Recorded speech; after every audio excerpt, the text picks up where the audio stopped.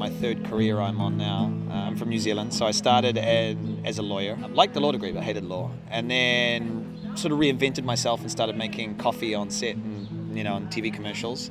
And that led into directing TV commercials. Hated advertising. Thought that hating something was normal and I would just get over it, and, but then actually met my wife in France. I would say I went to France to meet French women and I met a Spaniard. And so we moved to Madrid 4 years ago. So I thought, well, this is the chance to reinvent myself because nobody knows me here. I have no past. So maybe that, it's hard to break from your past when around you are all those people that you know. You're freer to reinvent yourself. You feel less pressure from people around you. So I came here and said, hang on, I don't want to do advertising.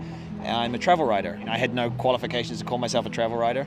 The people have an idea in their mind, a food tour or a travel article. But really what's interesting is these are ways to explore a culture. It's not, travel writing should not be cocktails on the beach at sunset. It should be an investigation and opening up a place for people who have never been to a place, and exploring the food, the culture.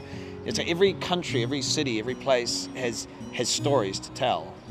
And history and food and culture are all part of the same web. If you can take people on a food tour or write a travel article, you can tell that story. And so telling stories is what's key. It's what people want to hear. We want to hear stories.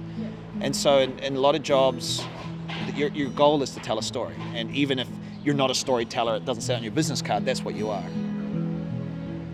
What I love now is that I've finally found my place in the world, both in Spain, in Madrid, but also my job is effectively to show people the culture, the food, the history of this country.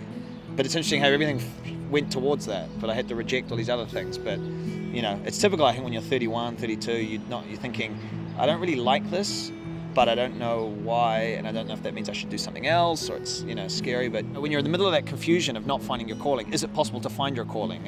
And I don't know if it always is, but I feel very lucky. Having said that, I had to reject a lot of things and do stuff that at the time was like, what the hell am I doing, to find that.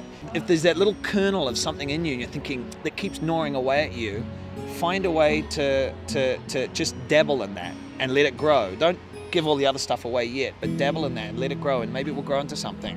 I think just listen to that little voice. Listen to that little voice. Hear it. Yeah.